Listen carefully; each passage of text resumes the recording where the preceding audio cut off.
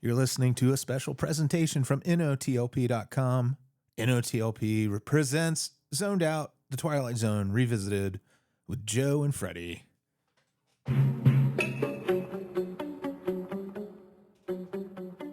How you doing, Joe? I'm doing pretty well, actually. I'm doing great. Thank you. I am so happy to hear that. You just got back from a healthy habit, right? Yeah. Well, actually, it's the day after Thanksgiving, so I skipped the gym, but I'll go later today. I promise. But you're wearing a sleeveless tee. I am. It's all preparation. Oh, okay. It's all efficiency and getting ready in the morning, tossing something on so that I'm not naked for a podcast, and then I'll go to the gym later. At least your top's not, naked. Are you just Right. bottomless from everything now? So this is just our second episode, and we're going through the Twilight Zone, favorite series of both of ours, my all-time favorite series. And we're revisiting the episodes as they aired. The second episode was called One for the Angels. It aired on October 9 of 1959. We're still CBS. It stays CBS for the run. And then I believe when the Night Gallery years come along, there's some movement around who owns what. But like this episode is another one. Like the last week we talked about Where Is Everybody? Right.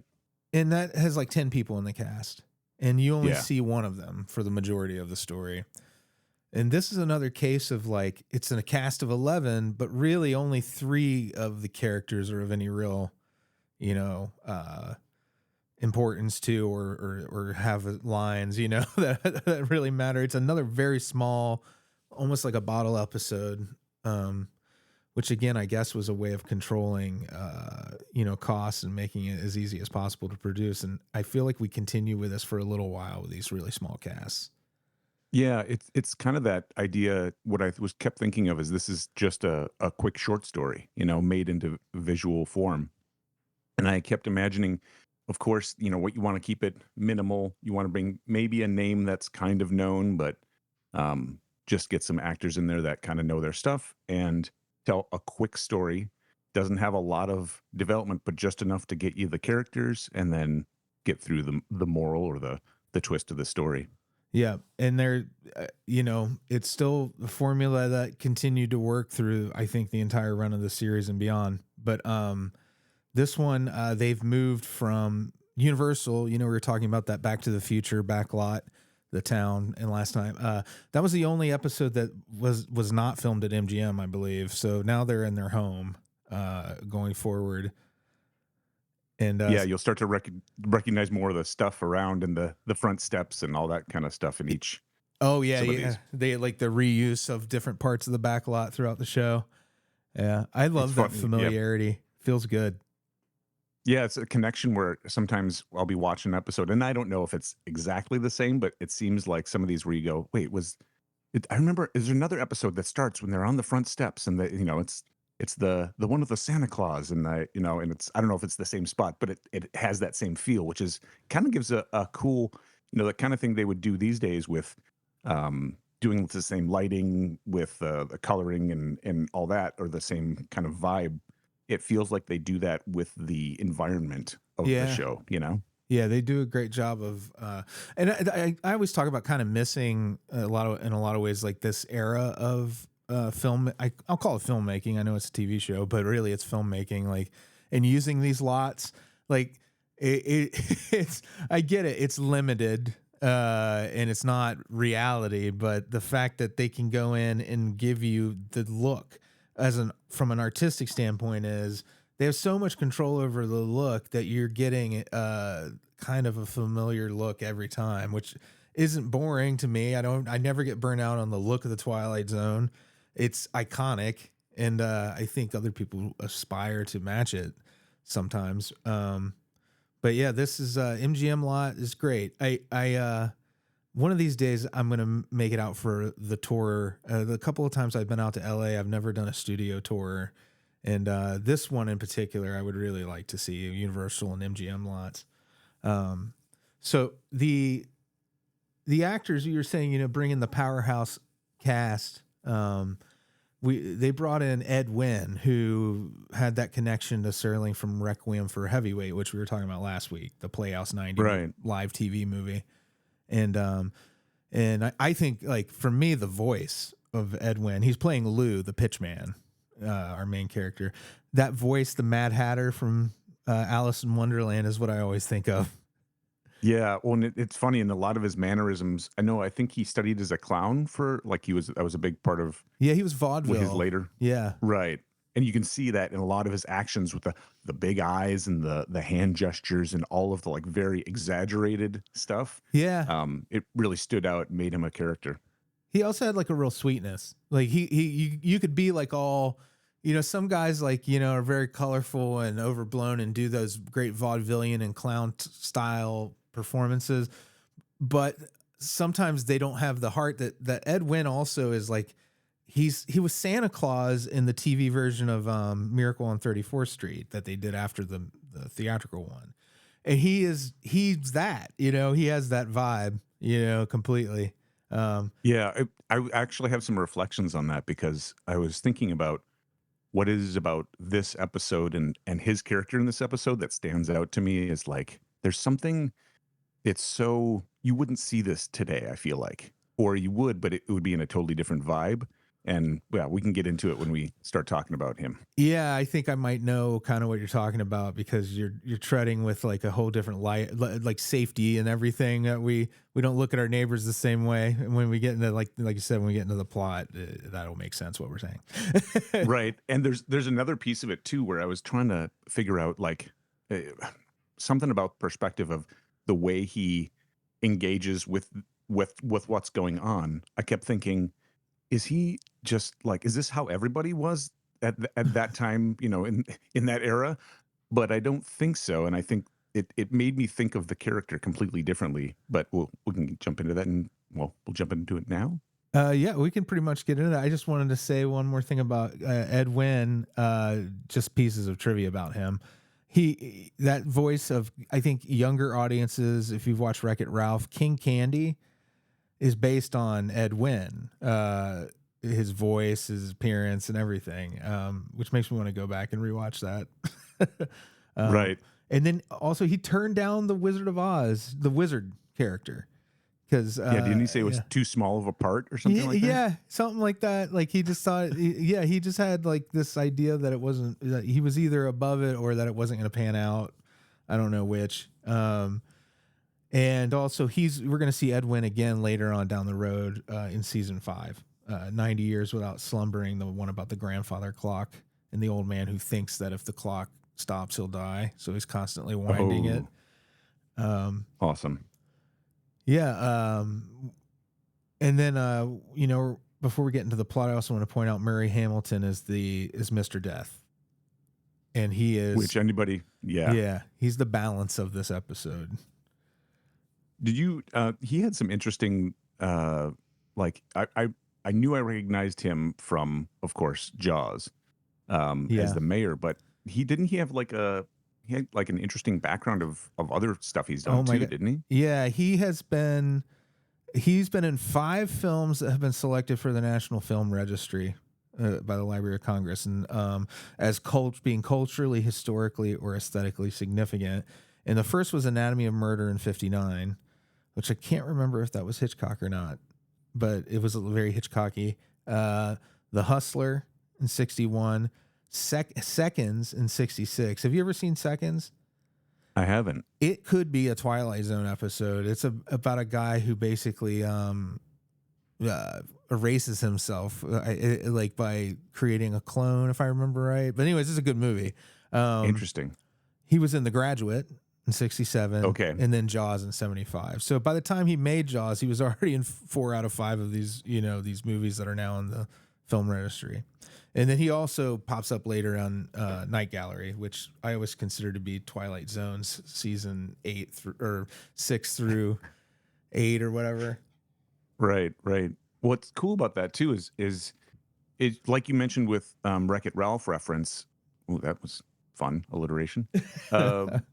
These characters, like the people who do modern animation and a lot of this stuff and are doing things that do callbacks like that, or modern characters where like, oh, that's a fun character. That's kind of an odd. Wonder how they came up with that. And you realize how many of them are all callbacks to, especially in like the Disney stuff, callbacks to these old actors and characters that people remember from their childhoods, and now they're writing them and creating them into modern stories. Just love that kind of cyclical nature of storytelling. Yeah, and I feel like this came up in our first episode as well, like where we were talking about, I think, and I don't trust my brain 100%, but I think we were talking about like how Peter Lorre turned up later, and like you get into Animaniacs, or even in the early Looney Tunes, there's all these actors who were in these really dark movies they're not for Right. kids. And then they are suddenly a cartoon character that the kids only going to know them as that voice. And it's Right. really Because it just gets Mel so Blanc. iconic. Yeah. Yeah. Right. Right. Yeah. Yeah. This is a golden age for that too, because you're getting, in the late 50s when they're making these Twilight Zone episodes, you're getting a lot of film people, quote unquote, on their way down who are having to do TV, but you're also getting the movie stars of the 60s early and them on their way up. So like there was Yeah. always this thing that like TV was meeting in the middle, like from the perspective of the snobbery of the entertainment industry, not in any real way. But but that used to be the thing. Even when you and I were kids, that if an actor went and did television, that was like, uh-oh, their career is ending. Right, right. Yeah. Well, and interesting that the older characters too, like in this case, um, they were if they're older, they started out in vaudeville, so they have all that like stage experience, and then to go to, excuse me, go to the movies and whatever, and now to be in TV, it's like you see this, like you said, it's a transition of like the an older generation who were grew or came up in a certain type of media are now transitioning to another, and there's a new group coming up. It's very, like you said, it's a golden age of crossover for media. Yeah. Yeah, you're gonna get all your 6 degrees of Kevin Bacon roots. The roots of every degree of Kevin Bacon starts right in this crux I love that. prior to his birth, just prior to his birth, maybe. The nexus of the media universe, Kevin Bacon. Yep. Do you want to kind of get into synopsizing the episode? Sure. So starts out and you see a gentleman outside of the of a some sort of building. I don't know if it's a government building or what, had those giant pillars like you would have at a bank or a government building. And he's got a little stand, which I guess this is kind of thing you just don't see anymore. And it called out to me his occupation of pitchman, which I don't think you really see much at all anymore, unless you're, I don't know, like at a state fair or something where you'd have somebody in a booth where they're selling something, but he's just selling whatever he's got in his box. Yeah, and And them then you calling him see, Pitchman threw me for a loop, because when I think of Pitchman, I usually think of somebody who is in advertising or in entertainment. But this is a whole different, like you were saying, it's more like akin to like the guys you'd buy DVDs from on the street, kind of what it right, feels like. exactly, like whatever he's got to sell, he's tossing out there. He's got toys and calamine lotion and binoculars, ties. But then there's a fella behind him making notes, and this is all in the intro. So this is I love about this is they're introducing him. You know, it's a hot summer day. They kind of highlight that, and as they're introducing him, they kind of go up to the other fella behind him, and they introduce him as Death. And uh, and as they say that, I don't know how often this happens, but he hands directly and looks directly at the camera, breaks the fourth wall, and Death is looking at you. And I thought, I wonder if that's a reoccurring thing, or if that just was done for the effect for this episode. So I look forward to seeing if that happens again. Death does turn up again at least one other time I can remember, played by Robert Redford in the Oh, cool. series. Yeah. So that when we get to that, I'm curious to compare the two and to see if it's the same concept, like the many faces of death. Yeah, if he's well, it's apparently a handsome person, but Yeah. and a dude Brad as Pitt. would be of the time. Right. Exactly. Yeah. Oh, let's not get into accents. So so to quick synopsize the rest of it, that's the basis for the whole thing. Is essentially Death comes to talk to, it's Lou, right? Yeah. Yeah. Comes to talk to Lou, and And then it's kind of their back and forth of Lou's not wanting to go with Death because he's scheduled to leave at midnight, and Death saying, "Look, this is we're just following the rules. We gotta do it this way, and you got to come with me." And we do have some exceptions, but so that's the guts of it. And But Murray Hamilton gets through all that dialogue without once speaking with a Jamaican or accent. Creole accent, Or Creole. oh man, yeah. As that's what Joe was referring to before, I believe, right? With the Brad Pitt, Yeah. Meet Joe Black, Meet Joe Black, yeah. Which Meet Joe Black is another. It's could be. There's at least two versions of that. That's another one that could be a Twilight Zone kind of style story too. Right. This is the genesis of all of those kind of cool twist stories. You got your early Shyamalan in here and all that stuff too. So yeah. So they bring it in, and after the intro, it shows him kind of packing up for the day, and Lou heads back to his place. They make a real point to show the kids kind of gathering around him, and they sit down on the steps in front of his apartment, and he gives their kids, "What are you selling today, Lou?" So he knows all the kids in the neighborhood. They all know him by name. He gives them each a little gift, and then he says, "Don't forget the social hours tonight." Like he gives like ice cream social, so he's really in the community, which to the point we were kind of floating earlier.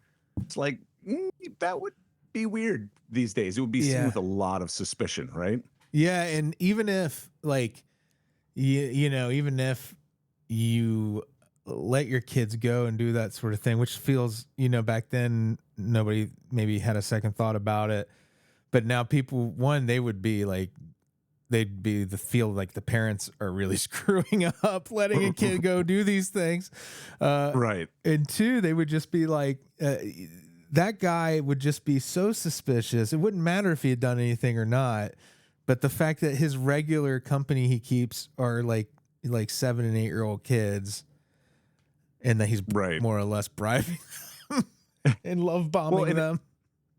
Yeah, exactly. And so I was trying to think of like, okay, how are they? Were there people who were just that way then, or is this like a take on something? And I'm trying to like step through this without any landmines, but I kind of think of him as a more simple character, like he wasn't super, and you see it later in his negotiations with Death. He's not sophisticated. He's not real what's erudite? What's another word for that? Basically, like he's socially limited. You know what I mean? Like, because and you get the impression he's always done what he does to survive, so he's never needed to know how to do anything else, and that maybe he's a kid upstairs in the brain too. Right. In a lot of ways, I get that feeling too, Joe. Like, because as sweet as, and again, you talked about Night of the Meek, the Christmas episode that they do later with Ed Norton from The Honeymooners. I can't remember his name. Art Carney. Thank you. Yeah. He's like an old drunk, but he's also very sweet, naive. I think the Serling had a real soft spot for like older guys who were kind of losing their attachments as they were aging, and I think he writes them as just kind of pure souls that don't have any darkness in them whatsoever. Well, I think in part because these stories are so short, you have to have, I wouldn't say one dimensional, but very kind of, this is this character, and you need to know that as fast as possible so we can move on with the story. And I think the people are outlined that way, on purpose. Also, I think it helps that the little girl Maggie, who's of the children in the cast, she's the star, and she'll turn up later in the I Sing the Body Electric, which is a Bradbury episode. She is a sassy kid who you almost feel. It feels almost like that relationship between Punky Brewster and Henry, where Yeah, right. where he's the guy who's in charge, and he is the adult in the situation, but also you feel like she kind of looks out for him on some other level that it's hard to pin down exactly how, because you only have 23 minutes, but the subtext feels like she sometimes has to maybe correct. Yeah, look out for him a little bit, you know? Yeah, yeah, definitely. It's very sweet and innocent and but it's doesn't feel weird or creepy in any way. It just feels like, oh, this is they're kind of just buddies, you know? Yeah, And he's he's got her in his life as like a, oh hey, you're my little niece type friend who lives down the way and his they just kind of, surrogate niece. yeah, right, exactly. Yeah. Like you said, Punky Brewster, that's a great example of that relationship. Yeah, I feel like there was room for, because I think because the world was so much slower back then, I think there may have been room in it for these kinds of relationships that were truly innocent. Um, I think now that everything is so like different, just with the culture in general, that it's just doesn't even make sense now. Like why Right. two people like that would be so close. Because kids aren't out wandering into their neighbors' houses anymore. Like when I was a kid, I'd go in half of the houses in the neighborhood, could wander in and out. And if it's a kind old person, you go in, they give you candy, you'd eat Yeah. that candy without second thought. And there was so much trust there. Yeah. And now whether, I don't know if we need to be as cautious as we are or not. The world's pretty ugly sometimes, but this idea is so sweet, but we are so programmed to be on the lookout for these relationships and to be immediately suspicious of the motives of the adult. Right. Yeah, we Which couldn't play it at this story anymore, I don't think. right. And it's not like that's unearned at all. I think there's definitely reasons why that we have a lot of really good more boundaries in place like that. But something was lost, I think, on some level. And it's a question of like to what degree. I don't want to go too far down this rabbit hole, but there's one more piece of it that stood out to me, and that was um, when my train of thought disappeared. We'll come back to it. All right, you'll hear it chewing down the line here in a minute. Right, right. Real quick, I wanted to say too that the director who did this episode directed two other episodes of the Twilight Zone that will be coming down the line. A Stop at Willoughby, which I think is an iconic episode of the series, and then The Mighty Casey, which is also pretty good. But Stop at Willoughby, I think of the three he directed, is really the outstanding episode. And that's what Robert Parrish, I think, is the name. Yeah, and of course the writer of this episode was Sterling, so who provided us with most of what we get from Twilight Zone. Awesome. The Roby the robot toy. Oh yeah, right at the beginning, you see it up close. That was a Yeah, great call out. I love that. I love the look of that robot who turns up. Like, remember in Gremlins, it's at the convention where the dad is calling home and he's in the background.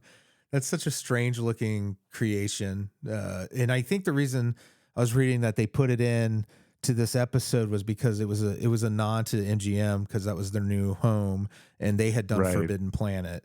So right. that was put in there as a little Easter egg. Oh, Uh, very cool connection. Oh, I thought of my train. It came back. oh, good. I knew it would. The So. thing I was get yeah, I appreciate it. When we think of the difference between now and then, there was a lot of, we talk even in our generation about, we used to go outside and play and go to people's. I remember going to my neighbor's house without even knocking on the door. You just walk in and they're just like, "Oh, hi," and used to that. I think a lot of that changed with the whole stranger danger thing around Jacob Wetterling's abduction. And that was when we were kind of teenagers or younger, tweens in Yeah. between. And I feel like that was a real turning point, which is, Which I one don't was know, it's Wetterling? You have to refresh my memory on that one. so he was a kid who was abducted from Minnesota, and there was a huge nationwide movement. In fact, the Patty Wetterling started a foundation and like all this stuff. She became a politician later on, I think still is. And yeah, there was a huge, like giant movement to try and find Jacob Wettering. And there's been a story called In the Dark. There was a podcast by investigative journalism unit that dove really deep into this case and looking at what happened and pulling the facts out and kind of revisiting it like a cold case. And I happened to work for the company who put that out. It was American Public Media Group. And I don't know that that unit's still there or that they do something different now. But during the investigation, they found out that there was a break in it. And the guy who did it, who abducted Jacob Wetterling, came forward and admitted it. And so they dove into that. So it's a whole real, if you're ever interested in that whole experience and what happened there, it's a great podcast. It's called In the Dark, and that season 1 is all about that. Wow. I'll have But to anyway, check that yeah, out. huge rabbit hole. But to me, that's always stands out as that crux point between this past of possible innocence and the future of like, well, not you're going to lose something, but we have much stronger and better boundaries on how to balance all that out. So, it's half a one, 6 dozen of another. Nope. I always that's wrong. think of a half of one, 6 dozen of another. Oh, my metaphors. That's hilarious. That's like a Yogi Berra almost that good. Yeah, I always think of the John Walsh case, like in everything that led up Right. to America's Most Wanted, where when we were kids, all of a sudden, like, you're inundated with his true crime stories every week, and you kind of assume the country is just crawling with fugitives. Right. Well, and I wonder if all of that's tied to media in how all that comes together, right? Like Yeah. that was around the same time as that whole era. And we just the awareness just shot up. And so, Yep. yeah, Satanic it's a Panic big change. contributed because Oh, yeah. everybody thought, it didn't have to be Satanism, but the concept of your neighbors are after your children is not something that we've had a break from since the 80s. Right. Sex offender registries, Yeah. All that stuff. we were even just covering Strangeland on the regular show, which people will be hearing this much later, but we were covering Strangeland, and that's about luring unsuspecting teens to this weirdo's house, and but there's none of that in the Twilight Zone, and in fact, I Yeah. don't think there ever is through the whole run. There's never that kind of dynamic, I don't think, where an adult is endangering a kid. I think maybe, Which is a departure from reality, but also I think people nostalgically look at the past as being that was the case all the time, yeah, father knows best. Right. Respect your elders. Right. Don't question what they're asking. and everything will work out fine. Everything will be calm, which everybody knows that's exactly how it went, right? Yeah. One of the original reviews when this episode came out, they were, it was very well received. They're firing on the pilot we were talking about last week. That just positive feedback just keeps coming. So it's not like this was ever clattering to get its footing under it. The Twilight Zone like hit the ground running, and I think Right. it never really let up. But do you want to keep going with the story of where Death has at this point? Have we gotten to the point where he's making his first pitch? Yeah, well, I'll zip through the rest of kind of the piece in between because there's a couple of things that stood out to me. First, Lou goes home after talking to the kids on the steps. He goes up to his apartment, and Death is in his apartment. Just some guy in his apartment sitting in a chair, and he's like, "Oh, I recognize you. You're the fella who was outside." It's like, no reaction, no freaking out. He's just like, "Oh, hi there. What are you doing in my?" He didn't say, "What are you doing in my apartment?" He just says hi to him. Kind of backs up that innocent thing. Yeah, exactly. So, so he's standing there and he's not understanding. He's not picking up the clues that that Death is actually Death. Death reaches over, touches a flower, which is just something that I love, the special effect of the head of the flower just bending over, which indicated it was dying, right? Um, so Death explains, hey, here's the situation. You got to come with me. We're departing at midnight. And Lou's obviously not wanting to depart. And so as they go back and forth, Lou's trying to negotiate. And he actually, I saw somebody had posted that he actually makes two great pitches. One is the first one in selling the Death on one of the appeals. And Death says there's three appeals you can make. There's hardship cases, priority cases where you're on the verge of some great discovery or something, which there's all kinds of patriarchy in that. And then Yeah. unfinished business on a major nature. And Lou had tossed out a couple other things of like, oh well, I've never flown in a helicopter, so that's unfinished. And he said, no, I've never seen a Zulu war dance. And I was like, whoa, that was an interesting reference. He had an encyclopedia, probably. Right. And Death's like, no, that doesn't count either. And then he said, well, I just wish I'd gotten one great sales pitch in. And Death kind of was hemming and hawing and is like, no, we can't. Well, and I love the interaction to the characters. If you watch the kind of the swaying, you can see, just like a sales pitch, you can see the shift in what they're thinking and how their motivation is going. And Death kind of empathizes, which is its own thing, with Lou. And so, he says, well, and Lou had made one mention. He said, I think maybe the kids would be proud of me, which is an interesting, call out to the same stuff of, he's that connection he has. And so Death says, all right, I'll tell you what, we'll give you one pitch. And then Lou turns it around and is like, I'm never going to pitch again. And he tosses his, suitcase, slams the door in Death's face. Not slams it, but closes it. He just thought he could live forever. Yeah, exactly. And so they go through and he is going to leave because Death teleports back into his apartment and is talking to him. And so he goes to leave and Death's appearing in the stairway. And it's like Death's just apparating wherever he is. And so there's a sound outside as he's coming down the stairs, woman screaming. And then you find out that the little girl who Lou had been interacting with got hit by a car. And Lou runs down, and again, no parents, no other real adults. Lou charges forward and puts his coat under her head and checks in with her. And all of a sudden, the girl who could not see Death before, I forgot to mention that, Death said, hey, she can't see me. Only the person who's to accompany me can see and hear me. And so Lou goes down, he's talking to her, and then she's laying on the ground and he's comforting her.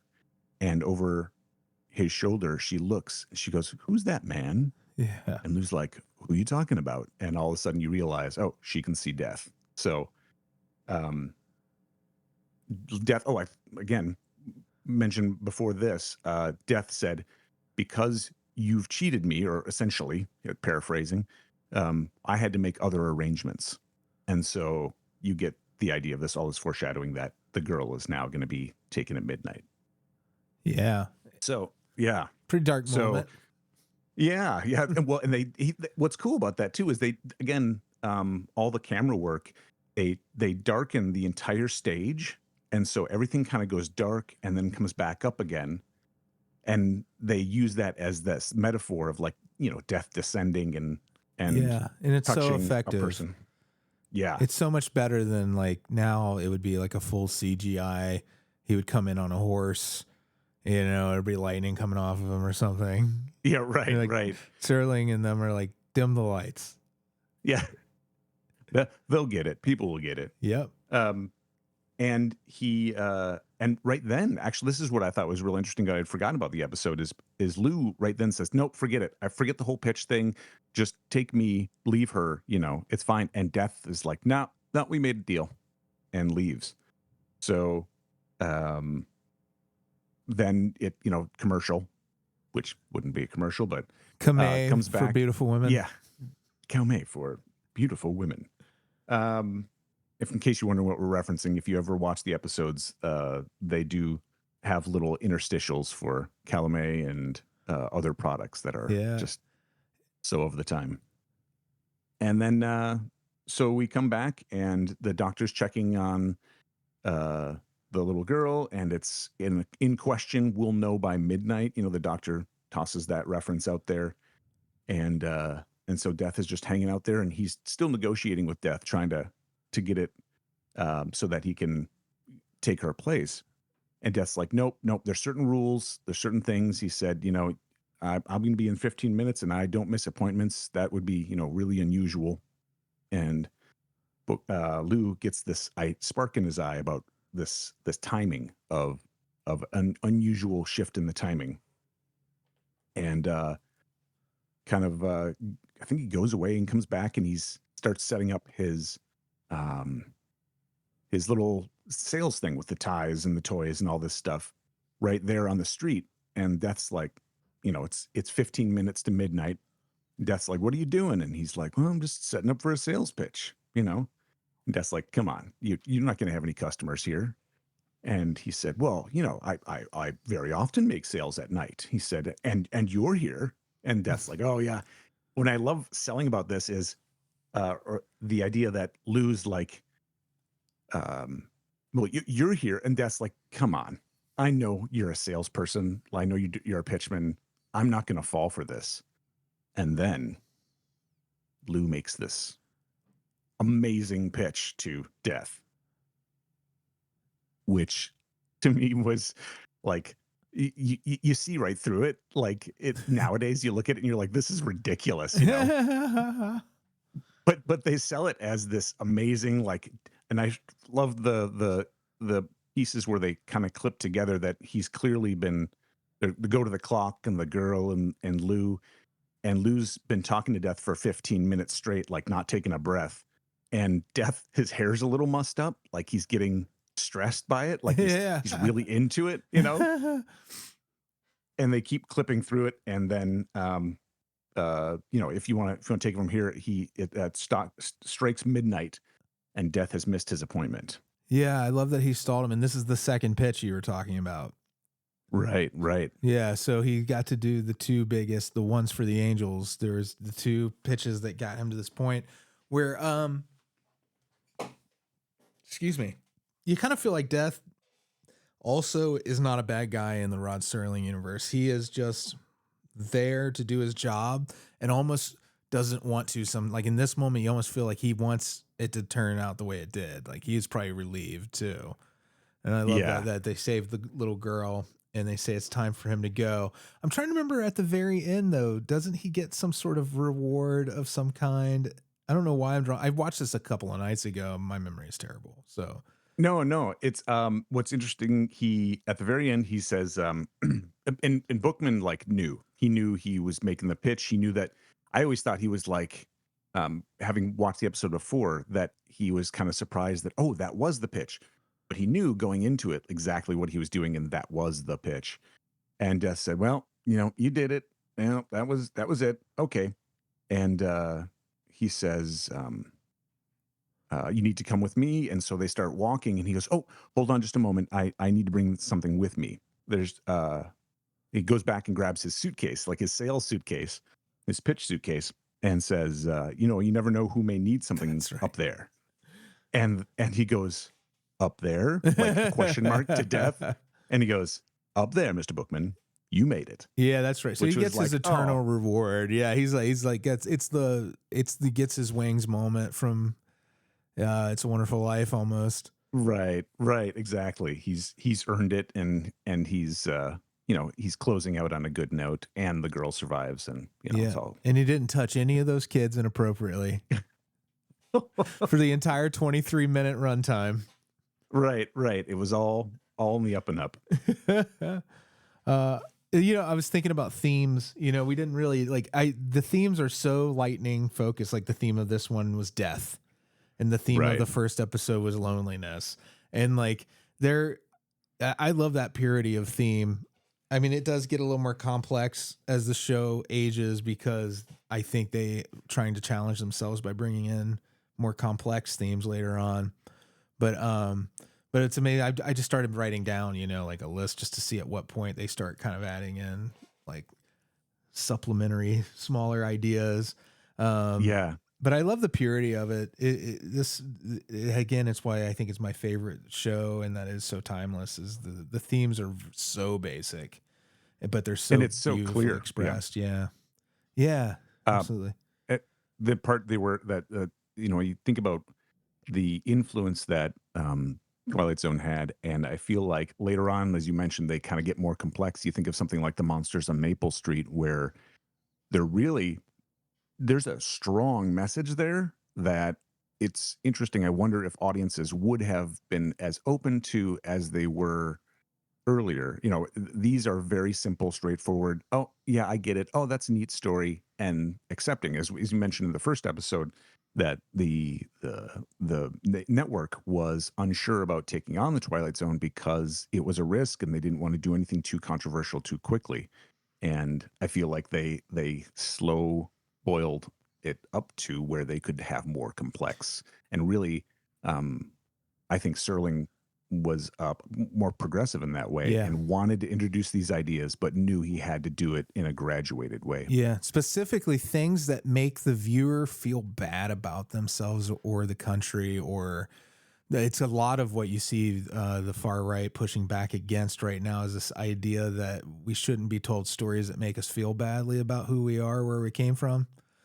Right, And right, Rod Serling was the opposite of that. He's like, no, not only do you need to hear these things, like I'm willing to disguise these things just to get them on the air and fight the sponsors if I have to. And that's right, where they, when you get deeper in, it's not just about loneliness and death. It's about, like you said, fear thy neighbor, uh, you know, uh, paranoia, questioning the government, and a lot of other things. So, like, I, it does really mature in a really interesting way, and it does feel sly as hell when you put it that way, Joe. Where he's like, he's easing it in a little bit at a time, and you won't feel a thing. Well, it will, and it stands out to me now, especially because with so much of what we have, and again in the media, is so divisive that they jump right to the in your face, like they shove it there, right? And I feel like for people that I've talked to that are generally more conservative, one of the things that they specifically call out is that, which I get it, but also, if you're not someone who's open to changing your mind to different perspectives in general, that's going to feel really harsh. What I really love about this is um, it's very gradual, and you could look at it as, oh, they snuck it in there, but also you could look at it as, look, I want you to understand what I'm trying to tell you. And so I'm going to start on this level of a very basic concept so that you understand how I'm talking with you. And as we go along, I'm going to introduce the idea that I really want to say to you up front, but I'm going to do it gradually and in a way that you can accept so that when we get to the point where I actually make the point I want to, you are open to that. And it's just like a Yeah, master stroke of yeah, of not even intentional like deception, but it's communication. That's how you communicate. That's how you tell a story. It's how you communicate an idea that to somebody who is not receptive to it. And it's just, yeah. I don't know, it's brilliant. And it doesn't even matter if he was that sharp and that on it to begin with. The fact of the matter is he achieved it. So like he may not, and then people say that about like George Romero. Sometimes they're like things that he did was kind of, he did incidental theming, but incredibly strong because it was part of him. Like theming was part of his style. And that's how he related to storytelling, which is what it should be. And, with Serling, like we'll never know like the foresight he truly had, but he did it regardless. Yeah. Yeah. And I think a lot of that's also surrounding himself with the best writers of the time, and letting other people's stars shine, and not always being the focal point of the creative force, because he does bring in some of the great writers as we get further along. Um, all the fantasy and sci-fi people from Weird Yeah. Tales and those kind of magazines. I love it. If I had to sum it up in a word, it would be something like subtlety. There's Yeah. a lot of that nuance that, like you said earlier, with the lighting, when they dim the lights and they bring them back, that I don't know if that would work the same way these days, because people, like you said, would expect the big, thing. We can do it. We can show this. It's like, well, maybe you don't need to. Maybe you want to do it in a very subtle way and have people get the message in Yeah. that way rather than in your face. It's so effective to me now, more so even than like, it's not that I expect the big CG thing and we're all kind of burnt out on a lot of that, I think. But like, I was just watching something and I wish I could remember specifically what it was. And it was a recent thing and they were using spotlights. Oh, yeah. And I was like, this looks amazing. Like it was so simple. It was so dark. The spotlights were so precise and they were the person they using them, which I assume it was a real spotlight with a human being operating it, not CGI, which it might have been. But like the concept of spotlighting and lighting in general, I think obviously all big movies are lit correctly. They bring in people who are teamsters and do this sort of crap all the time. And the Right. crews are they're seasoned. They're like, this is what it looks like when you light a stage. But like those uses of it where it's beyond just the basics, where they jump past lighting being kind of the easy fix that it could be in a lot of things and settle. They don't settle for like using just lighting as much anymore. When really it can be as effective or more effective than any of that, the big budget, Yeah. CGI stuff. But Absolutely. I think that's where you get sometimes the expertise of those technicians too, where like a lot of times I'm sure it's, if you don't have an idea of what the like director of photography does on a movie, or the lighting, head of the lighting on a movie, when you can talk to those people and they're really good at it, and you can say, I'm thinking of this, and they can tell you, well, if you did the light like this, it would be unique, and you could, yeah, they get it. Like they know what they can do. They just most of the time are just told, oh, you just light the stage. yeah, And yeah. I think that's the value of that expertise. You can dig into it and get something really special or unique out of a shot. I think it's huge. A huge reason why Halloween, John Carpenter's original Halloween, is such a classic is it's a lot of its lighting, like that atmosphere, and it's that old school lighting where when you read about the making of that, they were still doing simple things in camera and with the lights on set that they were doing on the Twilight Zone, where you could dial up a light just to make something visible out of nothing.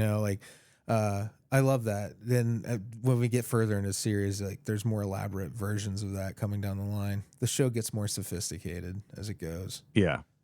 Oh, Uh, it's great. yeah, love it to death. We were saying, is there anything else you want to say about One for the Angels, Joe? I don't think so. I like the simplicity of it. I used to not like this episode because I looked at Lou's character as just like, oh, come on. Nobody does that. But as I've gotten older and can look at characters as more of like a metaphor or a concept, or this person is very one dimensional on purpose because this is the message. Then I go, oh, okay, I see what you're doing, and now I get it. When I was a kid, I was that way with any Twilight Zone that wasn't scary. Yep. I would turn it. I'd be like, well, let's skip that one. I do appreciate them a lot more now. The more sentimental ones. We're middle aged men. Definitely. We're supposed to soften. That's right. We're on time. We were talking before we were recording. I had this kind of a silly idea for something we could do, informal, not a formal segment or anything. But I was like, just to show how good the writers of the Twilight Zone truly were.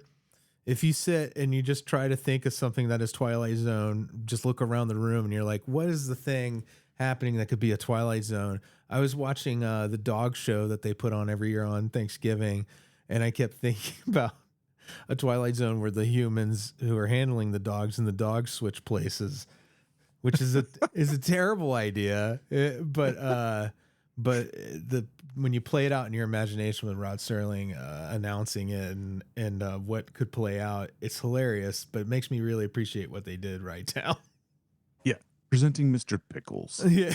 a dog who's had a human for how many, Yeah. I love the idea of the we mentioned before the long lingering shot of the dog like kind of stressed watching the human go through the course. I don't this something about that tickles me. The So judge grabbing the human's testicles.